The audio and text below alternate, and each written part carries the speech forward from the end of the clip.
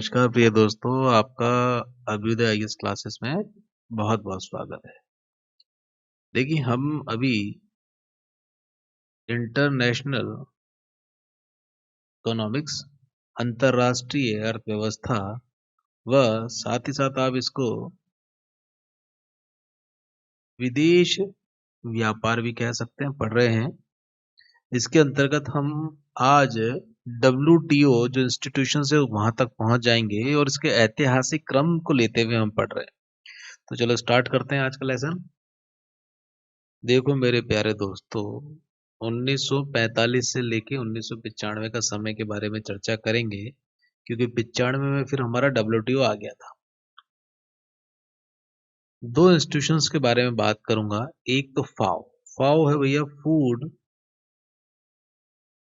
Agriculture organisation. आपको मुझे comment में बताना है कि फाओ का हेडक्वार्टर कहाँ पर अवस्थित है। चलो, फाओ के बारे में मैंने आपसे चर्चा क्यों करी। देखो, यह जो टाइम पीरियड था ना मेरे दोस्तों, इसमें दो चीज आपको देखने को मिली। पहला, हमें इस पीरियड में हमें जनसंख्या का प्रविस्फोट देखने को मिला। और ये विस्फोट क्यों हुआ भैया? दो कारणों से हुआ। पहला, WHO ने अपनी जो उनकी स्वास्थ्य सेवाएं थी उन स्वास्थ्य सेवाओं में वृद्धि करी, स्वास्थ्य सेवाओं में वृद्धि कर दी। दूसरा, देखो जो फाओ था, इस फाओ के प्रारंभ होने के बाद भी विश्व में खाद्य सुरक्षा पर बहुत काम हुआ। इन दो कारणों की वजह से भी हमें इस कालखंड में जनसंख्या प्रविस्फोट देखने को मिला। अब देखो, जनसंख्या का बिजनेस से बड़ा ही सकारात्मक संबंध होता है। जनसंख्या बढ़ती है तो आप जानते ही हैं वहां पर व्यापार भी बढ़ता है। देखो, अब इसमें दो तीन चीजें और समझो। यह जो काल यह जो कालखंड था 1945 वाला, इस कालखंड में आपने उपनिवेश व्यवस्था भी देखी होगी। और आज भी यह उपनिवेश व्यवस्था हमें विश्व में पूर्णतः दिखाई देती है। देश आजाद जरूर हो गए लेकिन उपनिवेश व्यवस्था कायम है। देखो, एक होता है देश अधिनायक राष्ट्र, एक होता है देश अधिनष्ट राष्ट्र। ये छोटे छोटे कॉन्सेप्ट हैं, इनको समझ लोगे तो जीवन आसान हो जाएगा। अधिनायक राष्ट्र और अधिनष्ट राष्ट्र। अब एक आप कॉन्सेप्ट समझते हो या सुनते हो, नव उपनिवेशवाद। अच्छा, अब ये क्या होता है नव उपनिवेशवाद, नया उपनिवेशवाद? 1947 के बाद आपने देखा कि कई देश आजाद हुए, तो उससे पहले हम उनको उपनिवेशवाद कहते थे। उपनिवेशवाद भी मैं आपको बताऊंगा, उससे पहले एक बार नव उपनिवेशवाद समझो। देखो, एक तो किसी देश की होती है वित्तीय शक्ति, ठीक है। यदि वित्तीय शक्ति के बल पर कोई देश का राजनीतिक वर्ग कोई देश का राजनीतिक वर्ग दूसरे देश के राजनीतिक वर्ग पर अपना आधिपत्य या उस पर अधीनस्थ स्थापित कर लेवे, तो यही आपका क्या कहलाता है? नव उपनिवेशवाद कहलाता है। और ये क्यों करता है? इसके पीछे कारण ये है कि वह अधीनस्थ राष्ट्र के संसाधनों का शोषण करना चाहता है। इसीलिए तो करता है, नहीं तो क्या जरूरत पड़ी भैया फटे में टांग अड़ाने की। कहने का तात्पर्य है कि नव उपनिवेशवाद, अब आप समझ गए होंगे, नव उपनिवेशवाद में जो की फैक्टर है वह काम कर रहा है वित्तीय शक्ति। इस वित्तीय शक्ति के बल पर जो पैसे वाले देश है, अपने इस बल पर एक देश का राजनीतिक वर्ग को दूसरे देश के राजनीतिक वर्ग को अधीनस्थ बना लेते हैं। और इस अधीनस्थ बनाने का कारण क्या है? संसाधनों का शोषण करना। उस किसका? अधीनस्थ राष्ट्र का संसाधनों का शोषण करना। क्लियर? और यही आज के समय में क्या कहलाता है? नव उपनिवेशवाद कहलाता है। नियो कॉलोनाइजेशन भी कहलाता है। क्लियर? अब उपनिवेशवाद भी देख लो। अब उपनिवेशवाद आपको अच्छे से क्लियर हो जाएगा। देखो देखो मेरे दोस्तों, उपनिवेशवाद भी देख लो। भारत किसका उपनिवेश था? ब्रिटेन का उपनिवेश था। देखो, वहां नव उपनिवेशवाद पर तो हमने वित्तीय शक्ति की बात करी थी, और उपनिवेशवाद में बात किसके करते हैं? सैन्य शक्ति पर। देखो भारत जो था वो सैन्य शक्ति के बल पर ही था। अब इसकी डेफिनेशन वही बन जाएगी, एक होता है अधिनायक राष्ट्र और एक होता है अधीनस्थ राष्ट्र। यदि कोई एक राष्ट्र अपनी मिलिट्री पावर, सैन्य शक्ति के बल पर दूसरे राष्ट्र की पॉलिटिकल पावर, राजनीतिक वर्ग को अपना अधीनस्थ बना ले, अगर अधीनस्थ बना ले और अधीनस्थ राष्ट्र के संसाधनों का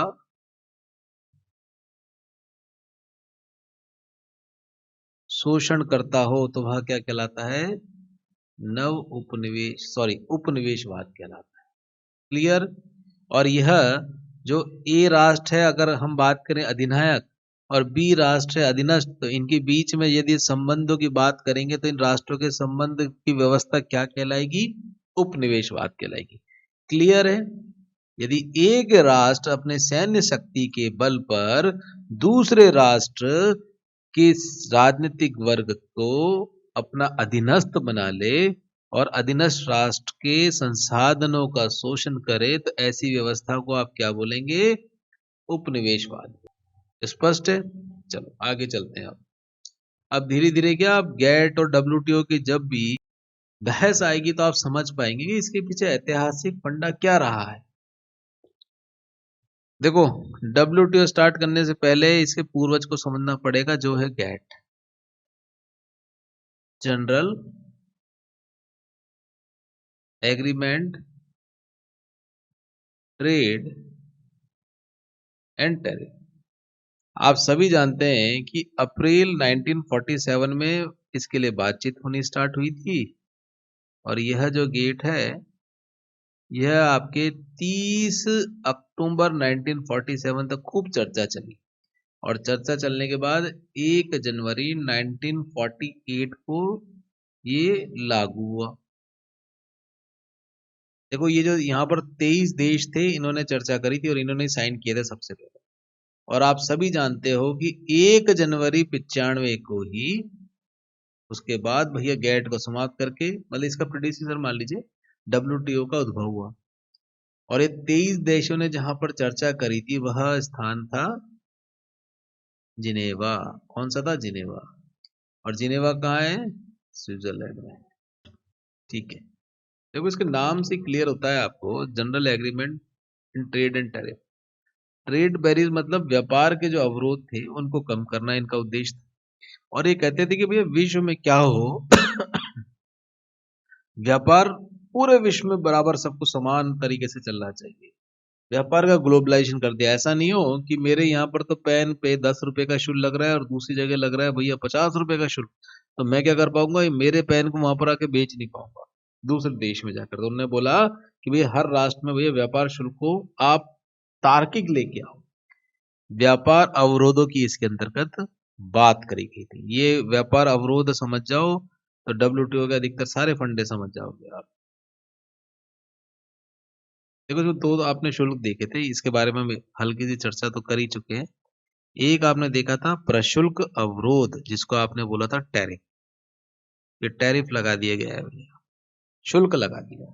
एक आपने देखा था डब्ल्यूटीओ का गैर प्रशुल्क अवरोध, ये भी आपने चर्चा में देखा था, इसको बोलते हैं नॉन टैरिफ।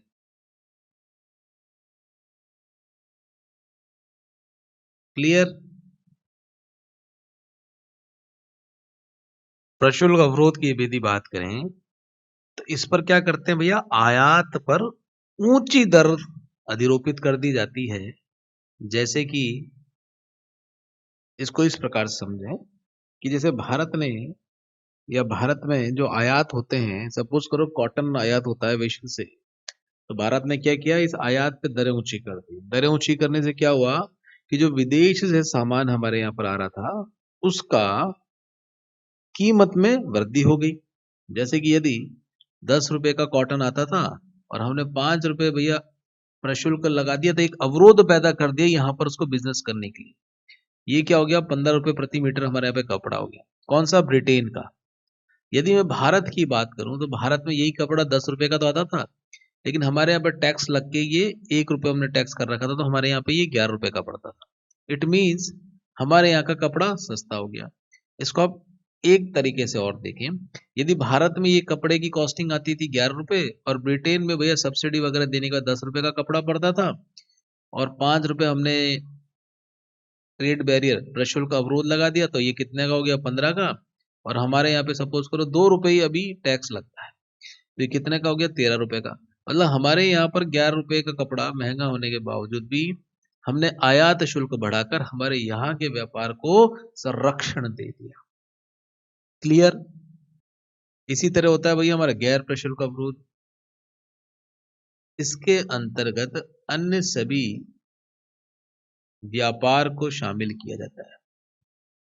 जैसे कि मैंने आपको बताया था कि यहाँ से जो हैंडीक्राफ्ट जाते हैं, और जैसे कालीन जाया करते थे, कालीन यूरोप में जाते थे, तो कालीनों पर इन्होंने भैया ये गैर प्रशुल्क अवरोध ही काम में लिया था कि आपके यहाँ पर क्या है, जो बाल मजदूरों को यूज में लिया जाता है कालीन बनाने, उसकी वजह से उन्होंने रोक दिया था व्यापार करने से। ये सारे एक तरीके से गैर प्रशुल्क अवरोध के अंतर्गत आते हैं, नॉन टैरिफ के अंतर्गत आते हैं। अब तो गैट ने भी उस समय क्या किया था दोस्तों, एक सूची निकाली थी, दो, सकारात्मक सूची और नकारात्मक सूची, वह भी देख लो। देखो गैट ने जब काम करना स्टार्ट किया, तो इन्होंने स्टार्टिंग में क्या बोला कि सब हम 2 तरीके से काम करेंगे। इन्होंने क्या किया, एक तो सकारात्मक सूची बनाई कुछ प्रोडक्ट की, सकारात्मक सूची, और एक इन्होंने दोस्तों बनाई नकारात्मक सूची। अच्छा, सकारात्मक सूची में इन्होंने क्या किया, सकारात्मक सूची में इन्होंने एक प्रोडक्टों की लिस्ट बनाई, आइटम्स की लिस्ट बनाई, और उसमें कहा कि साहब हम सीमा शुल्क को कम करें या सीमा शुल्क को कम करना चाहिए।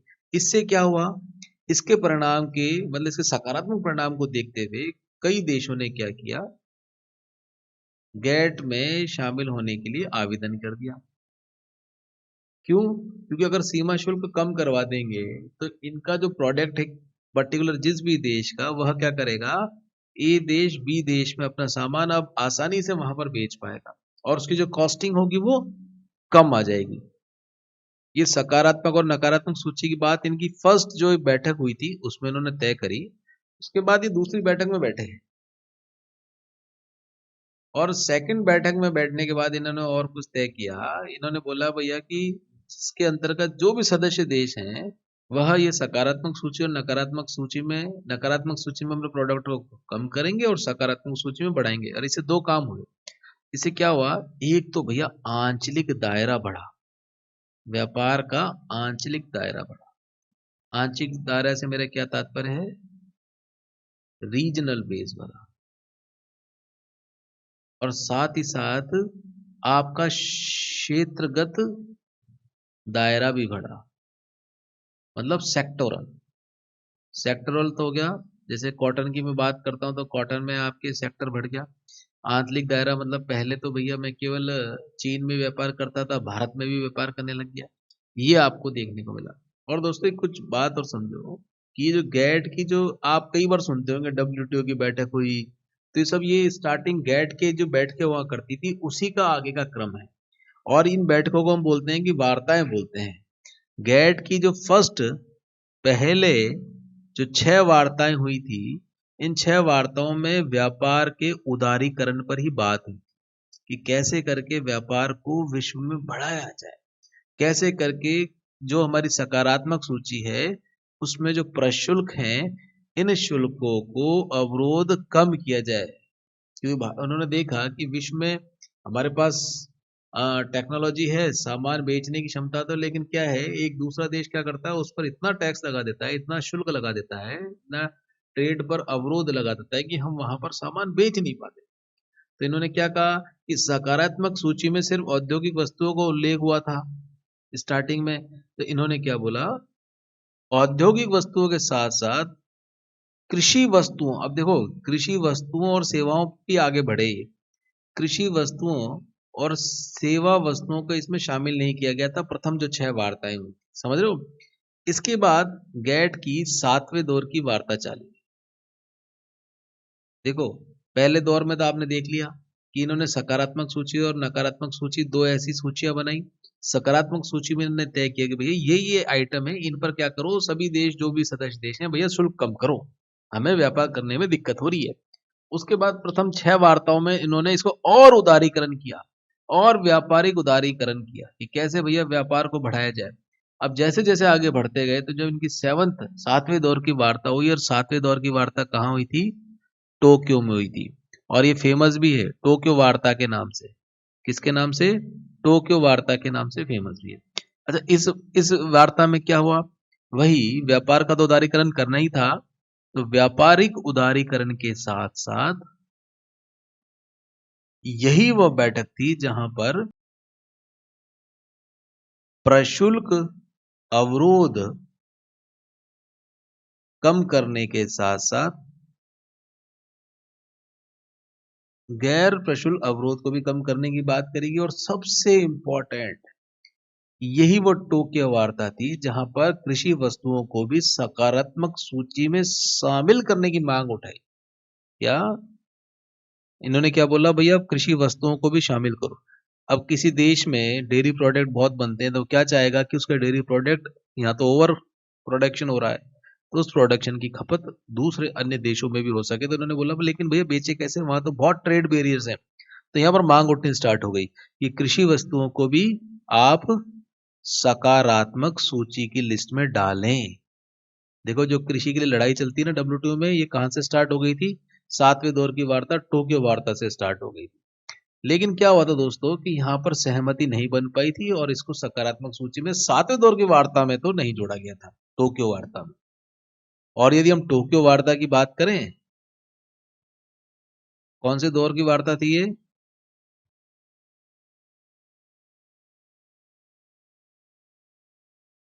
टोक्यो वार्ता। और एक कौन से दौर की वार्ता थी? 7वें दौर की। क्लियर? अच्छा, इसमें कुछ और मेन बातें हुई थी, उनको भी ध्यान करें। इनके प्रावधान आपको याद होने चाहिए, याद इन द सेंस कि आपको इनके बारे में एक झलक मालूम होनी चाहिए कि हुआ क्या था। देखो, ये टोक्यो दौर की वार्ता ही थी जिसमें एंटी डंपिंग ड्यूटी, अभी बताऊंगा क्या होता है। एंटी डंपिंग ड्यूटी जिसको हम बोलते हैं राशिपातन रोधी शुल्क लगाने पर सहमति बनी। चलो समझ लो एक बार डंपिंग क्या होता है। देखो हम बोलते हैं ना कि हमने कचरा डंप कर दिया, सिंपल सी वही बात है। अब एंटी, उस कचरे को आप जहां पर डंप कर रहे हो उसको रोकने के लिए आपने कोई ड्यूटी लगा दी, शुल्क लगा दिया, एंटी आ गया ना। एंटी डंपिंग होता क्या है? जैसे कि चाइना है, चाइना के पास इलेक्ट्रॉनिक आइटम भरमार पड़े हैं, ठीक है। वो क्या करेगा? उसके खराब शराब जितने भी आइटम बिके नहीं उनको थोड़ा सा रिफर्बिश करके भारत में बेचने के लिए डाल देगा लाखों की संख्या में। तो भारत क्या बोलेगा? अरे, जैसे सपोज करो चाइना ने मॉनिटर है, एलईडी मॉनिटर को क्या बोला कि 1 लाख मॉनिटर अपने यहाँ खराब पड़े हैं भारत में डाल दो, 100 रुपए का पड़ता है। और भारत में मॉनिटर कितने का आ रहा है? 110 रुपए का आ रहा है। तो भारत क्या करेगा? इस 100 रुपए पे 15 रुपए क्या लगा देगा? एंटी डंपिंग ड्यूटी लगा देगा। तो अब कितने का हो गया साहब ये? अब 115 रुपए का हो गया और भारत में 110 रुपए का आता है। तो हम बढ़िया ही सामान लेंगे ना, ये क्यों लेंगे? तो इस प्रकार से एंटी डंपिंग ड्यूटी की लगाने पर सहमति बन गई थी। हुआ ही क्या था? प्रावधान लाने का भी इसके पीछे कारण यही था कि अपना आप खराब शराब सामान को दूसरे देशों में डंप करने लग गए थे। वहां के पर्यावरण को भी नुकसान पहुंचा रहे थे, वहां के व्यापार को भी नुकसान पहुंचा रहे थे। ये अनएथिकल माना जाता है। मतलब कि अगर मैं डंपिंग की बात करूं कि डंपिंग क्या होता है, एक कंपनी या उत्पादक लागत से कम कीमत पर अपनी वस्तु या सेवा का विक्रय करे और उससे प्रतियोगियों को कारोबारी में नुकसान पहुंचाए या नुकसान हो, तो ऐसे विक्रय को ही आप क्या बोलते हो? डंपिंग बोलते हो। क्लियर? चलो साहब, ये जो एंटी डंपिंग ड्यूटी है ना, इसके लिए एक शब्द और काम में लिया जाता है, उसका ध्यान रखना। इसको मेरे दोस्तों थर्ड डिग्री प्राइस डिस्क्रिमिनेशन भी कहते हैं। कहीं पर आ जाए तो घबराना मत, पढ़ रखा है आपने। डिस्क्रिमिनेशन, नेशन, ठीक है। थर्ड डिग्री प्राइस डिस्क्रिमिनेशन भी कहते हैं। तीसरे दर्जे का कीमत विभेदीकरण भी कहते हैं। और देखो ये जो थर्ड डिग्री है ना, आपने सुना होगा कि पुलिस ने थर्ड डिग्री का आपको यूज किया, हाँ। तो इसका भी कुछ कुछ अर्थ ऐसा ही। इसमें बेसिकली एक जो देश का उत्पादक है वो करता ही है कि बाजारों में अलग अलग कीमत और वस्तुओं का विक्रय कर रहा होता है। और विशेषकर इनका उद्देश्य क्या होता है कि उस देश का ग्राहक टूट जाए, उस उद्देश्य से भी क्या करते हैं ये इस प्रकार की थर्ड डिग्री प्राइस डिस्क्रिमिनेशन, जिसके अंतर्गत एंटी डंपिंग ड्यूटी भी आता है, यूज में लेते हैं। और यही टोक्यो वार्ता में एंटी डंपिंग ड्यूटी को इन्होंने फिर बाद में क्या किया, मतलब डंपिंग को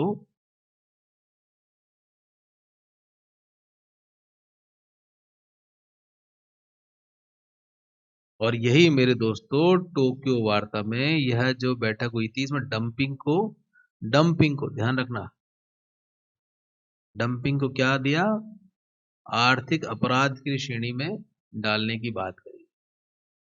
ये डंपिंग क्या है, आर्थिक अपराध है, और इससे अपनी रक्षा करने के लिए सभी सदस्य देश को नैतिक अधिकार है।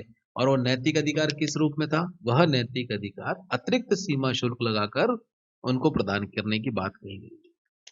समझ गए, मतलब क्या बोला, ये जो एंटी डंपिंग ड्यूटी है नैतिक अधिकार की संज्ञा दी गई थी एंटी डंपिंग ड्यूटी को, किसके अंतर्गत, टोक्यो के अंतर्गत। क्लियर। और ये एक तरीके से अतिरिक्त शुल्क ही होता है। आप इसको एक तरीके से ये भी समझ सकते हैं कि जो सस्ते आयात है, सस्ते आयात से अपने देश में उत्पादकों की रक्षा करने के लिए, उत्पादकों की रक्षा करने के लिए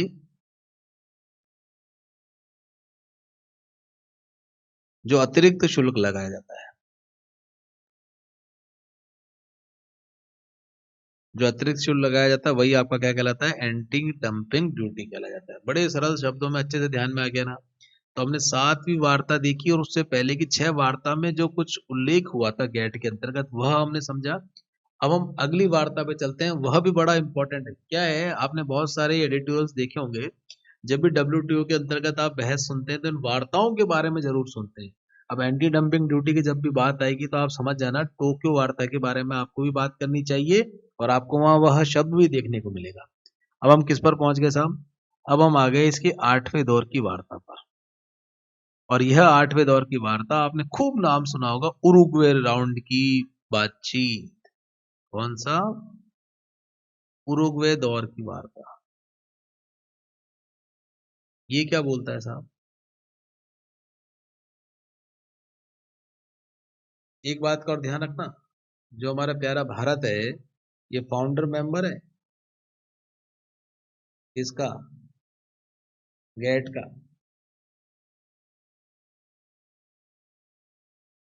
और ये उरुग्वे दौर की वार्ता जब हुई तो यहीं से क्या हुआ भैया, गेट का WTO में रूपांतरण हुआ। और इसमें हमने पहले भी देखा था मराकेश संधि की हमने बारे में चर्चा भी सुनी थी, और इसी के बाद 1195 में WTO की स्थापना होगी। क्लियर।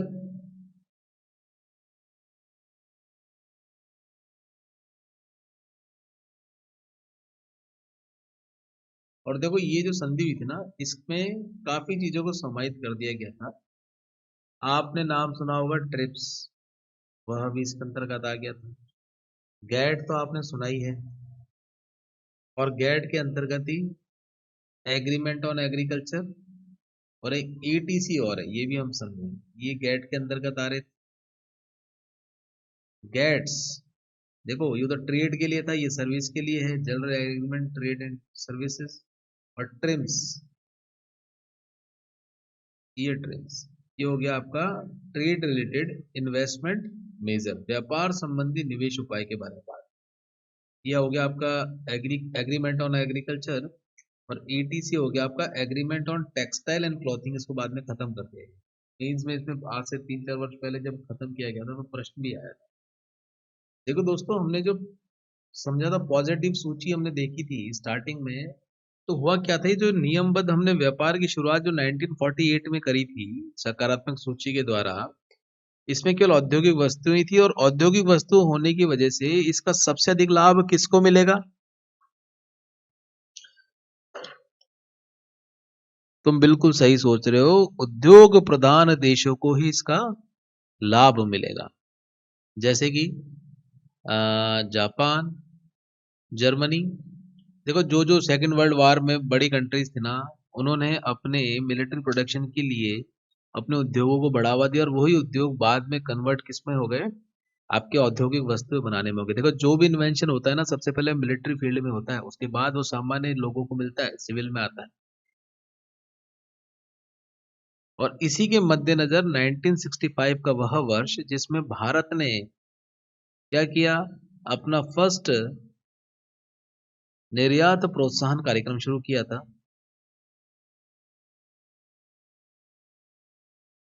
निर्यात प्रोत्साहन कार्यक्रम स्टार्ट किया, और इसी का नाम क्या दिया था इन्होंने, EPZ। ध्यान रखना, एक्सपोर्ट प्रोसेसिंग जोन। और इसी उद्देश्य से एक्सपोर्ट ओरिएंटेड यूनिट की कार्यक्रम स्टार्ट किया गया था 1981 में। हमने क्या बोला कि भैया ऐसे यूनिट बनाओ जिसका काम क्या होगा, एक्सपोर्ट करना होगा। एक्सपोर्ट ओरिएंटेड यूनिट बनाना स्टार्ट किया। और 1995 में हुआ क्या, इसको हम जब नियमबद्ध व्यापारिक उदारीकरण की प्रक्रिया भी कहते हैं, सकारात्मक सूची को बढ़ाने के लिए 1995 में नियमबद्ध व्यापारिक उदारीकरण की प्रक्रिया जो शुरू हुई, तो इसके अंतर्गत मेरे दोस्तों कृषि प्रधान और साथ ही साथ सेवा प्रधान देश भी लाभ उठा पा रहे थे। इसलिए कई विकासशील देशों को विकास की गति तेज करने का अवसर मिल गया था। अब एक बार मैं आपको WTO की हायरार्की एक ऑर्गेनाइजेशन के माध्यम से इसमें समझा देता हूं, उसके बाद हम 1995 से वर्तमान तक समझेंगे कि इसमें व्यापारिक अवरोध और क्या क्या नए मानक आए, क्या क्या नए ऐसे बिंदु रहे जिन पर विश्व में WTO में हमेशा हलचल मची रही, उनको भी समझेंगे। एक बार आप WTO का फ्रेमवर्क समझ लेते हैं जो 1995 में फॉर्म हुआ।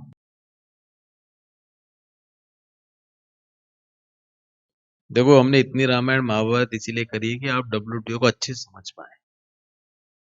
और मैं तय मान के चलता हूँ, आप बालकों ने जहां पर भी ये पढ़ा होगा, हम जितनी डेप्थ से और जितने आनंद से इसको कर रहे हैं ना, आपने कहीं पर भी बमुश्किल ही कहीं पर देखा होगा। चलो सर, WTO को समझ लेते हैं। WTO क्या है,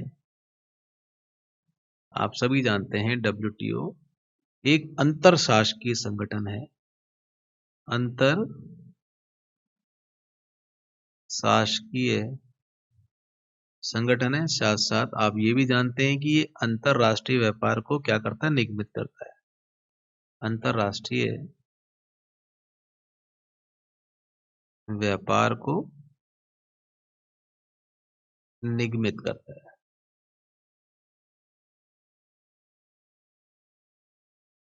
ये यहाँ पर चल नहीं रहा था तो मैंने त नीचे लिख दिया। और आप यह भी जानते हैं कि 1 जनवरी 1995 को ये फॉर्म हुआ। जिनेवा हेडक्वार्टर, 164 सदस्य, इसको चेक कर लेना, बढ़ गए हो घट गए हो।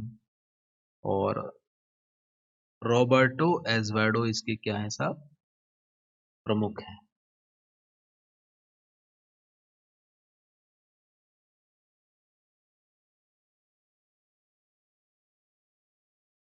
क्लियर।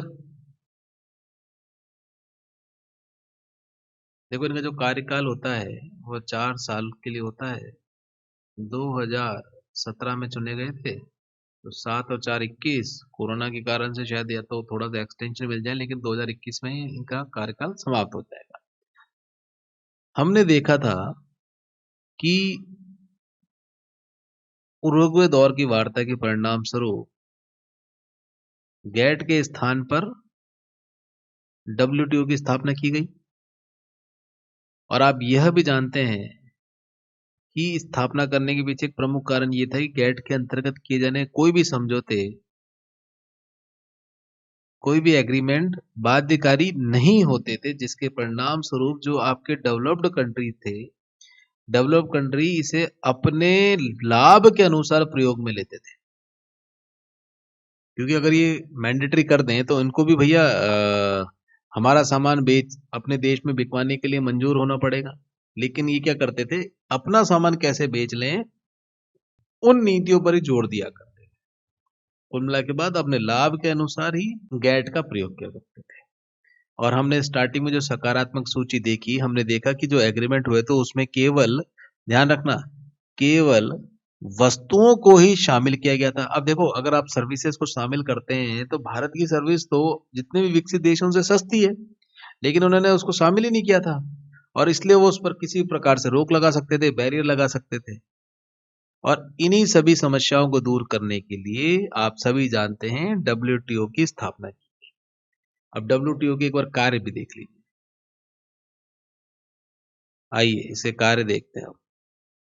डब्ल्यूटीओ कार्यों में 4 प्रमुख कार्य हमें देखने को मिलते हैं। पहला, ये वैश्विक स्तर पर व्यापार की सुगमता का प्रयास करता है। वैश्विक स्तर पर क्या करता है, व्यापार की सुगमता का प्रयास करता है। दूसरा, वैश्वीकरण की अवधारणा को प्रोत्साहित करता है। वैश्वीकरण की अवधारणा को प्रोत्साहित करता है। आपने अभी देखा टैरिफ और non tariff,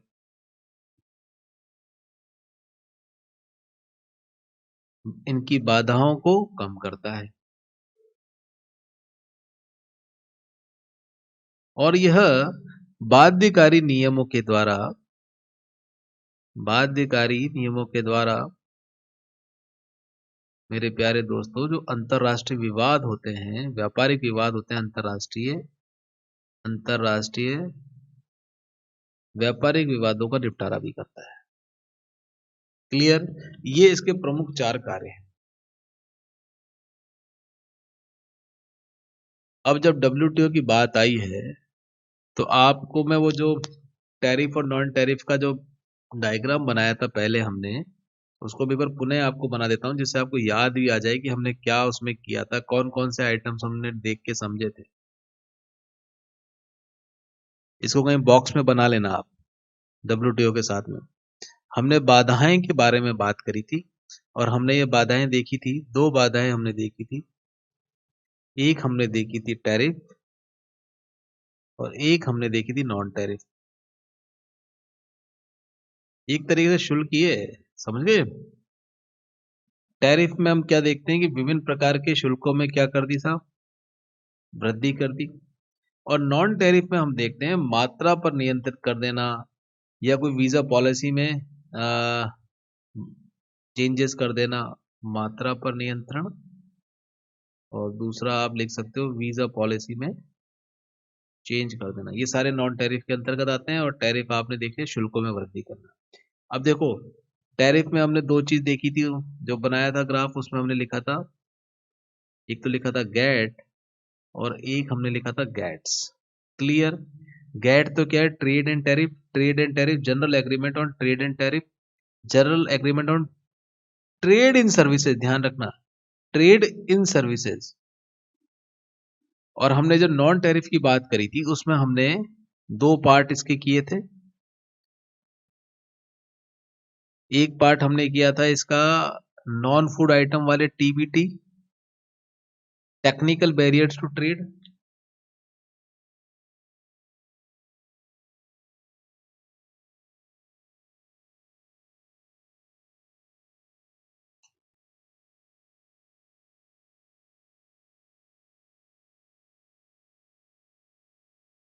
technical barriers to trade मतलब क्या करूंगा मैं, अपने व्यापार पे कोई टेक्निकल बैरियर्स लगा दूंगा, जिससे कि आपका सामान मेरे यहाँ पर नहीं बिक सके। और ये मैं कैसे लगा सकता हूं, इसके लिए एक वर्ड हम काम में लेते हैं, SCM, subsidies and countervailing measure. इसको भी हम समझेंगे, इंग्लिश में लिख लेना आप तो, सब्सिडीज एंड काउंटर वेलिंग, ये सब समझेंगे, अभी चिंता मत करो एक एक शब्द को।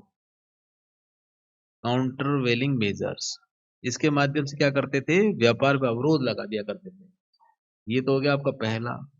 दूसरे के बारे में देखें, दूसरा क्या तरीका था, ये तो था नॉन फूड के लिए। किसके लिए था?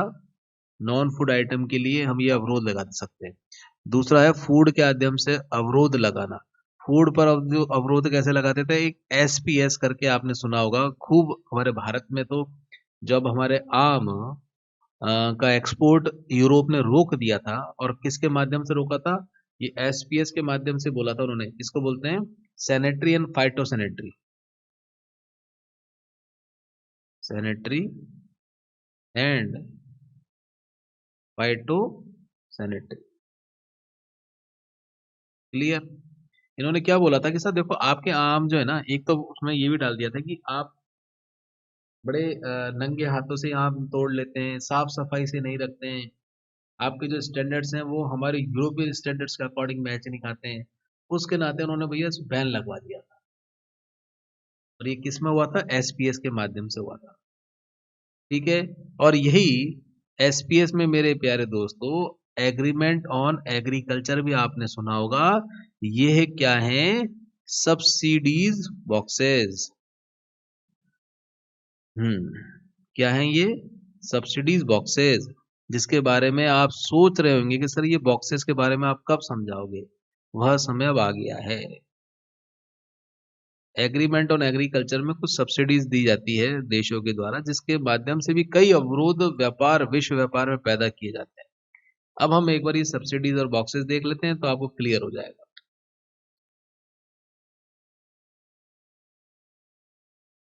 देखो ये जो सब्सिडीज है ना, कुछ नहीं है, डब्ल्यूटीओ ने क्या किया, इन सब्सिडीज को बॉक्सेस में वर्गीकृत कर दिया।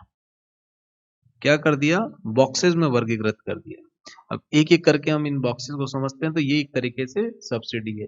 और इसी को बॉक्सेस में करने के कारण इन सब्सिडीज को बॉक्सिफिकेशन भी बोलते हैं। क्या, बॉक्सिफिकेशन भी कहते हैं। अच्छा, हमारे भारत का ये जो बॉक्सिफिकेशन है सब्सिडीज का, इसके बारे में हमारा मत क्या है। हम कहते हैं कि साहब ये जो आप बॉक्सिफिकेशन करते हो ना, इससे भ्रम पैदा होता है। भारत का मत है कि इसको हटाया जाना चाहिए। देखो डब्ल्यूटीओ के अनुसार प्रमुख रूप से आपको 3 प्रकार की सब्सिडीज देखने को मिलती हैं। ये हमेशा के लिए आपके लिए क्लियर हो जाएगा, चिंता मत करो। रेड बॉक्स, एम्बर बॉक्स, आप जब ग्रीन बॉक्स समझते हैं, सुनते हैं, तो एटलीस्ट अब हमारे विद्यार्थियों को तो ये समस्या खत्म हो जाएगी।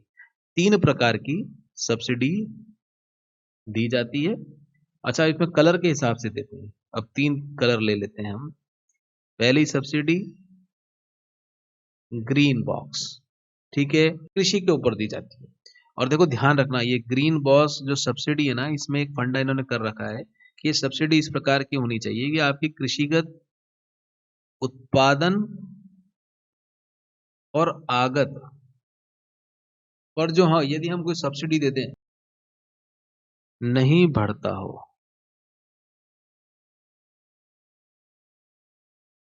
कहने का तात्पर्य ये है कि भैया हम इस प्रकार की इसमें सब्सिडी आती है, ग्रीन बॉक्स सब्सिडी के अंतर्गत सब्सिडी तो दे रहे हैं, देखो डब्ल्यूटीओ दे तो रहा है।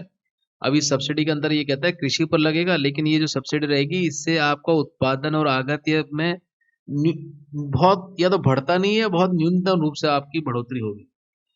क्यों होगी, ये कहते हैं कि साहब ये जो सब्सिडी है, ग्रीन सब्सिडी,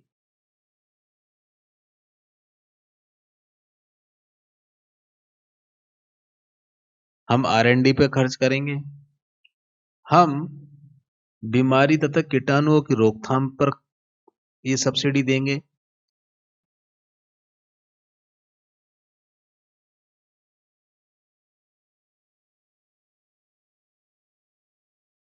बीमारी तथा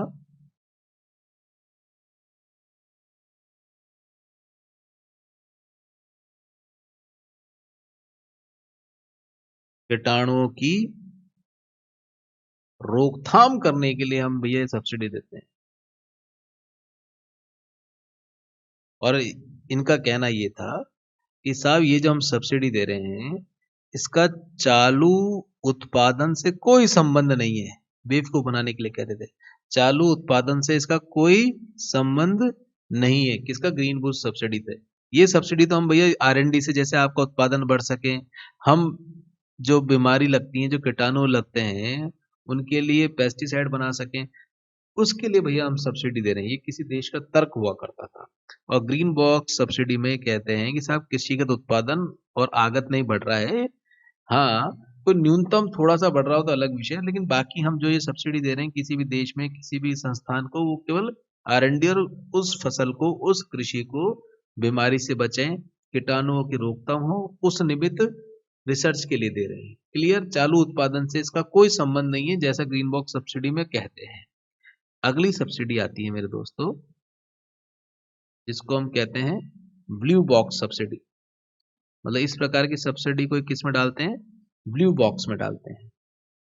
और ये ब्लू बॉक्स की सब्सिडी कैसी? देखो, इसमें तो चालू उत्पादन को बढ़ाती नहीं है, लेकिन ब्लू बॉक्स सब्सिडी से आपकी कृषि उत्पादों में प्रत्यक्ष उत्पादन बढ़ाती है। मतलब कि कृषि उत्पादन में डायरेक्ट आपको प्रोडक्शन में इंक्रीज करती है।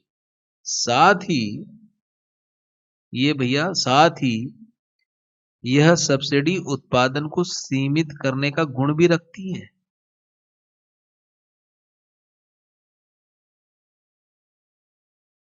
सीमित करने का गुण भी रखती है। देखो ये छोटी छोटी बातें, इनको ध्यान रखना। और ये कैसी सब्सिडी है? इसको एक नाम और आपने सुनने को मिलेगा, प्रोडक्शन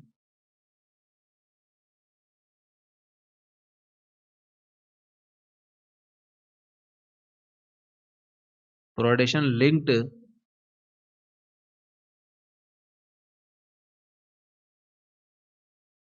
कॉन्ट्रैक्शन। इसको प्रोडक्शन लिंक कॉन्ट्रैक्शन भी बोलते हैं। आपने क्या देख ली? कृषि ग्रीन बॉक्स आपने देखा सब्सिडी के अंतर्गत, और ये किस में आप देखते हैं? एग्रीमेंट ऑन एग्रीकल्चर में आती हैं। हमने देखा कि ग्रीन बॉक्स सब्सिडी के अंतर्गत कृषिगत उत्पादन बढ़ता नहीं है। ये सब्सिडी किस में दी जाती है? ये कृषिगत वस्तुओं में कैसे उत्पादन बढ़े, इसके लिए R&D करने के लिए दी जाती है। कोई प्रत्यक्ष इसमें उत्पादन नहीं बढ़ता है। कृषि उत्पादों में बीमारी और उनके कीटाणु से कैसे रोकथाम की जाए, इस निमित्त इसके अंतर्गत सब्सिडी दी जाती है। लेकिन ब्लू बॉक्स सब्सिडी इसके उलट है। इस ब्लू बॉक्स सब्सिडी में आपको कृषि उत्पादों में प्रत्यक्ष से उत्पादन बढ़ता हुआ देखते हैं, और साथ ही साथ इसका एक और इस गुण होता है कि ये उत्पादन को सीमित भी कर सकती है। जैसे कम कर दिया आपने ब्लू बॉक्स सब्सिडी को, तो ऑब्वियस सी बात है आपका उत्पादन कम हो जाएगा। आपको कहीं कहीं पर प्रोडक्शन लिंक कॉन्ट्रैक्शन भी इसका नाम देखने को मिलता है। दो सब्सिडी आपने देख ली। अगली सब्सिडी देखें। अगली सब्सिडी है आपकी एम्बर बॉक्स सब्सिडी। कौन सी सब्सिडी है मेरे दोस्तों? Amber box. आपने ग्रीन बॉक्स देख ली, आपने ब्लू बॉक्स देख ली, और एम्बर बॉक्स देख ली। देखो जो एम्बर बॉक्स है ना, इसी के लिए बहुत लड़ाई झगड़ा होता है। ये क्या करता है? ये आपके उत्पादन को प्रत्यक्ष से बढ़ाता है। क्या? उत्पादन को यह भी प्रत्यक्ष से बढ़ाता है। और इसीलिए इसको क्या बोलते हैं? ट्रेड डिस्टॉर्शनरी बोलते हैं। ये ट्रेड को आप खराब कर रहे हो, डिस्टॉर्शन कर रहे हो। ट्रेड डिस्टॉर्शनरी, इसको ट्रेड डिस्टॉर्शनरी भी माना गया है। और ये कहते हैं कि साहब ये जो एम्बर बॉक्स सब्सिडी है ना, इसको आप एक निर्धारित सीमा से अधिक नहीं दे सकते। निर्धारित सीमा से अधिक नहीं दिया जा सकता है। देखो इसके अंतर्गत कौन कौन सी आती हैं, आपको ध्यान में आ जाएगा कि क्यों एम्बर बॉक्स सब्सिडी के लिए लड़ाई झगड़ा और बातचीत आपको देखने को मिलती है। इसके अंतर्गत MSP बढ़ रही है, उसके लिए चर्चा होती है। सस्ती बिजली दे दी जाती है, इसके लिए आपको WTO में लड़ाई झगड़ा चलता रहता है। सिंचाई पर भी चलता है। उर्वरक की जो कीमत आप कम कर देते हो, वह भी इसी के अंतर्गत आती है। और अन्य ऐसी और आइटम्स जो आपके उत्पादन को प्रत्यक्ष बढ़ा रही है, वह सभी किस में आती है? एम्बर बॉक्स सब्सिडी के अंतर्गत आती है। अब देखो एम्बर बॉक्स सब्सिडी में इन्होंने क्या किया है, ये जो मैंने आपको लाइन लिखी थी, निर्धारित सीमा से अधिक नहीं दिया जा सकता, इसमें भी कुछ ग्रुप बना रखे हैं, वो और समझ लो आप।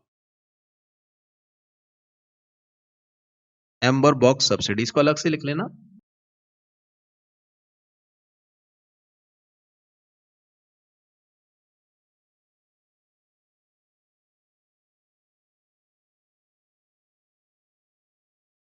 एक एक्सेस ये बनाना,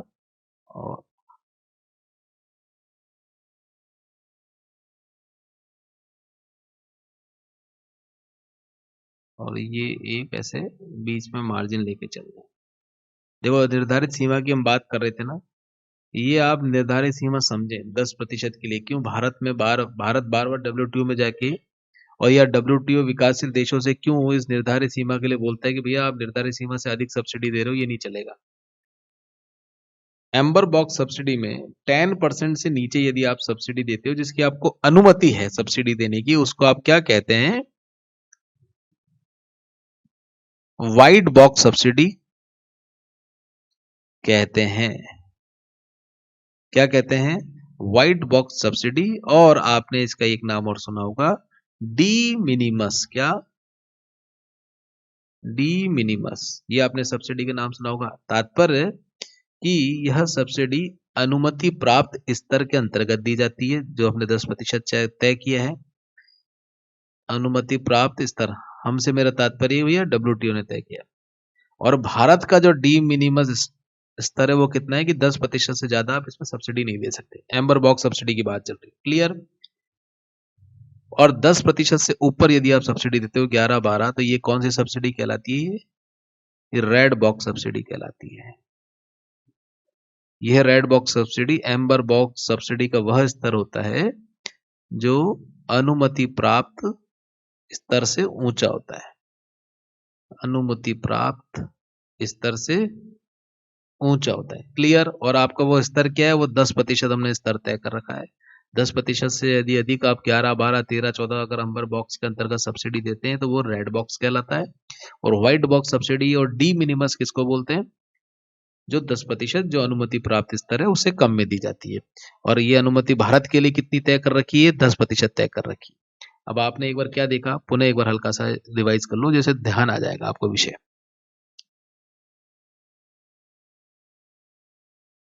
3 सब्सिडी देखी, ग्रीन, ग्रीन, ब्लू, एम्बर। और एम्बर बॉक्स में हमने देखी ये 10% हमारा क्या था? डी मिनिमस था।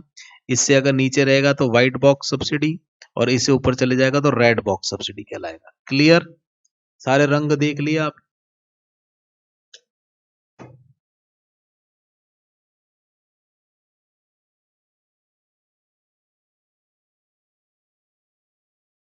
आज के लेक्चर की एक अंतिम चीज और देख लीजिए, बाकी हम कल और समझेंगे आगे। देखो, WTO के तहत मुख्य रूप से 5 एग्रीमेंट किए जाते हैं।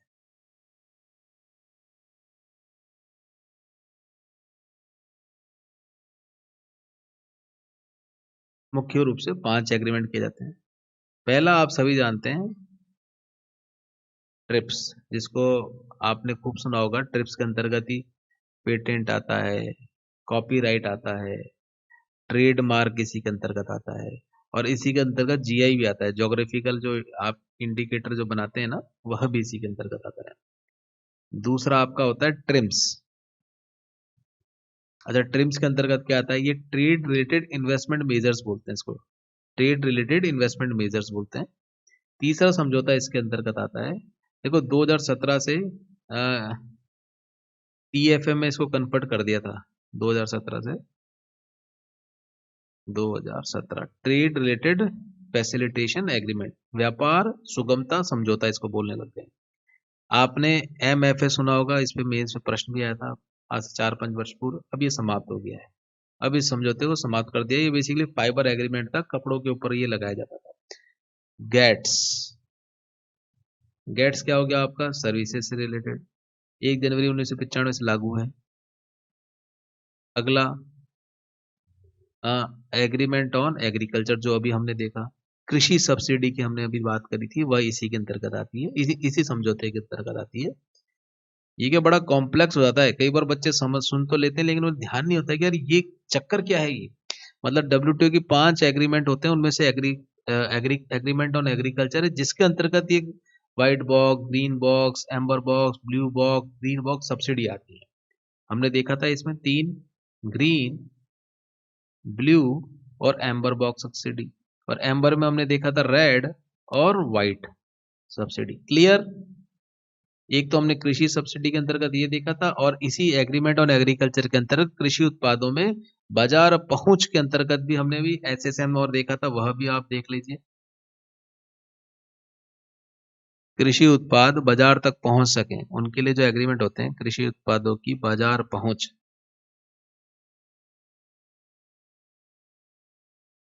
ये आपका क्या कहलाता है? SSM कहलाता है, SCM।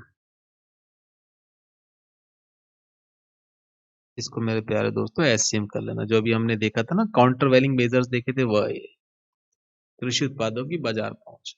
देखो, जो जिस तरीके से हमने किया है ना, बहुत शानदार तरीके से किया है। मैं आपको बड़े कॉन्फिडेंस से इसलिए कह सकता हूँ कि कहीं पर भी WTO या अन्य इस प्रकार के टॉपिक्स पर इतना विस्तृत रूप से जल्दी से कोई नहीं बताता है। और ये सब्सिडीज वगैरह भी जो हमने चर्चा करी है, ये सब्सिडीज भी अ, इतना बाइफिकेशन करके जल्दी से बातचीत कम ही देखने को मिलती है। तो आप इनको एक बार रिवाइज कर लेना, नोट्स वगैरह बना लेना। कोई भी इनसे रिलेटेड दिक्कत हो तो मुझसे बात भी कर सकते हो। बात करने के अलावा अब आपको कई बार दिक्कत आती है, जो नए विद्यार्थी हैं वो ध्यान कर लें, 8619059759, ये मेरा व्हाट्सअप नंबर है। इस पर मुझे अपनी समस्या मैसेज कर देना, हम बातचीत करके इसको सुलझाएंगे। चलिए, आज सेशन को यहीं समाप्त करते हैं। इसका नेक्स्ट लेक्चर मैं अभी कोशिश करूंगा आज ही नेक्स्ट आगे हम बढ़ जाएं। काफी दिन का बीच में गैप हो गया था, उसको ठीक कर लेंगे। और मैं कोटा बेसिकली आज मॉर्निंग में आया हूँ, उससे पहले मैं जयपुर ही था 5-7 दिन से। और इसके बाद हम नेक्स्ट टॉपिक्स पे चलेंगे, जो WTO के 1995 के बाद इश्यूज हैं, उन इश्यूज को हम पढ़ेंगे, समझेंगे, चर्चा करेंगे। तो एक हमारी माइंड में एक ब्रॉड क्लियरिटी बन जाएगी इन सभी एस्पेक्ट्स के ऊपर। चलिए, धन्यवाद। और भैया लाइक शेयर कर देना। हमारे साहब बोलते हैं कि आप ये बात क्यों नहीं कहते हो, लाइक शेयर जरूर कर देना अपने व्हाट्सएप पे, फेसबुक पर, जिससे अपन इसको आगे बढ़ा सकें। जितना बढ़ेगा उतना मजबूत होगा, अपना प्रकल्प मजबूत होगा, तो आप सभी विद्यार्थियों को लाभ ही होगा। चलिए, धन्यवाद।